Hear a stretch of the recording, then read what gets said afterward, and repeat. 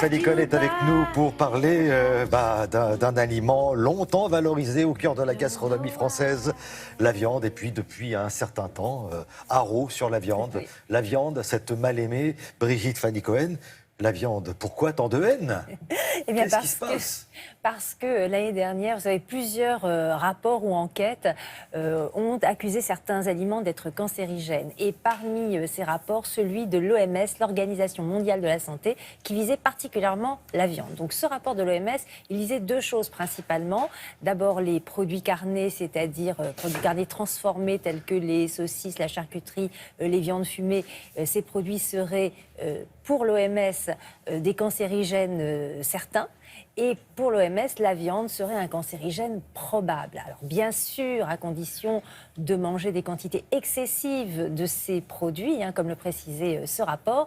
Il n'empêche, ce rapport a été beaucoup décrié, un rapport pourtant réalisé par 22 experts de différents pays du monde, qui ont épluché 800 études internationales, enfin bref. Donc ça a jeté un certain discrédit sur la viande. Du coup, on accuse un peu la viande de tous les maux, et dans un livre qui vient de paraître, un médecin nutritionniste s'est intéressé aux études les plus récentes qui sont parues sur la viande, les études médicales les plus récentes, et pour nous, il démêle le vrai du faux, c'est-à-dire est-ce que la viande est vraiment cancérigène, est-ce qu'elle peut provoquer des maladies cardiovasculaires, est-ce qu'il ne faut manger par exemple que les viandes blanches? Réponse en images.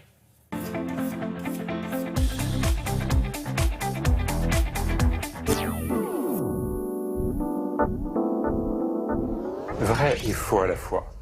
Une consommation excessive de viande est associée à une augmentation modérée mais réelle du risque de cancer du côlon.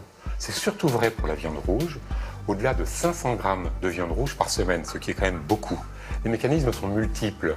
On pense qu'il y a un rôle du fer qui va agir via le stress oxydatif sur les cellules et les transformer. Il y a probablement aussi un rôle très important des modes de cuisson.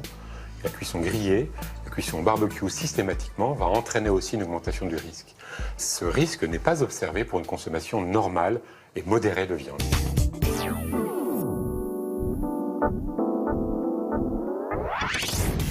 Faux. Les viandes sont différentes les unes des autres, elles sont complémentaires. En ce qui concerne le fer, les viandes rouges sont plus riches, les viandes blanches sont plus pauvres.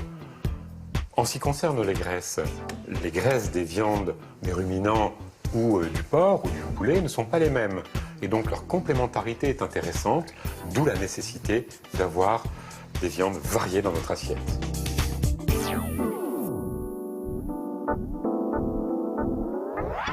Vrai et faux à la fois. Une consommation normale de viande n'est pas associée à une augmentation du risque de maladies cardiovasculaires. Une consommation excessive peut être associée à une petite augmentation du risque.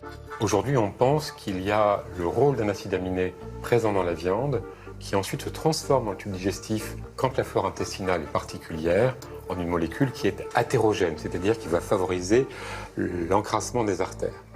Il y a sans doute aussi d'autres mécanismes, notamment le rôle de ce qu'on appelle le stress oxydatif lié à l'excès de fer lorsqu'on consomme trop de viande rouge.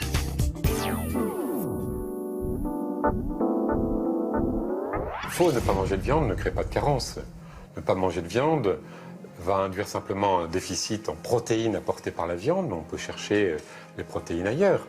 Pour ce qui est du fer, c'est la même chose, on ira ailleurs. Et donc, on ira chercher du côté du poisson, des œufs, des produits laitiers, et puis aussi des protéines végétales, les lentilles, le soja. Et donc, on peut se passer de viande, mais on n'est pas obligé de s'en passer. Alors le danger, il est là, Brigitte, c'est de décider soi-même, comme on fait de l'automédication, on fait une espèce de auto-nourriture, auto-consommation, on supprime des aliments de sa consommation, et ça c'est dangereux.